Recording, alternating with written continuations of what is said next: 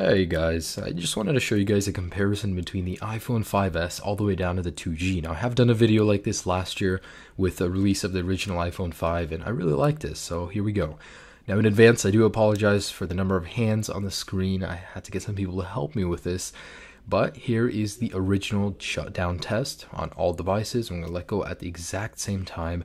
So there it goes. Surprisingly, the 3GS was first, followed by the 3G, then the 4, and then the 2G. There's something about iOS 6 and lower that actually makes the shutdown time a lot faster than iOS 7.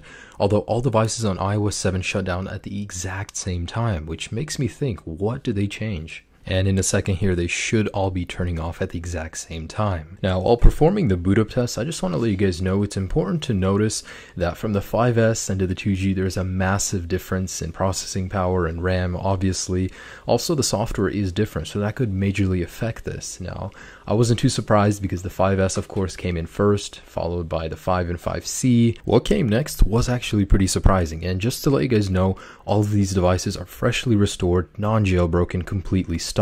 So the 5C and 5 was followed by the 4S, and surprisingly the 2G came before the iPhone 4, then the 3GS, then the iPhone 4, and then the iPhone 3G at long last. That was actually really surprising for me to see because these are all running the latest firmwares, and the 2G is obviously not as powerful as the 4.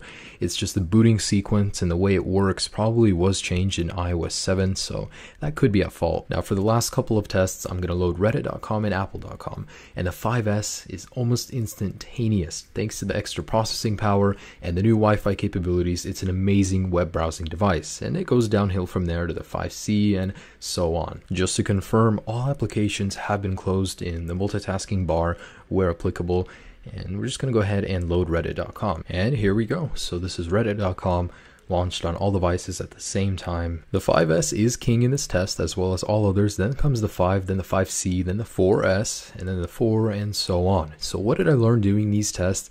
I learned that the amount of processing power is greater, of course, as the generation goes on, but it's marginally less noticeable the higher you go. So if you have a 5, I wouldn't really recommend upgrading to a 5S just based on the fact that you want an extra little bit of power because it has an amazing amount of power as it is. If you're always upgrading to the latest and greatest just based on that little spike in power, this video I just showed you guys that it isn't even that noticeable in your day-to-day use. So these videos I always enjoy making, guys. I really hope you guys liked it as well.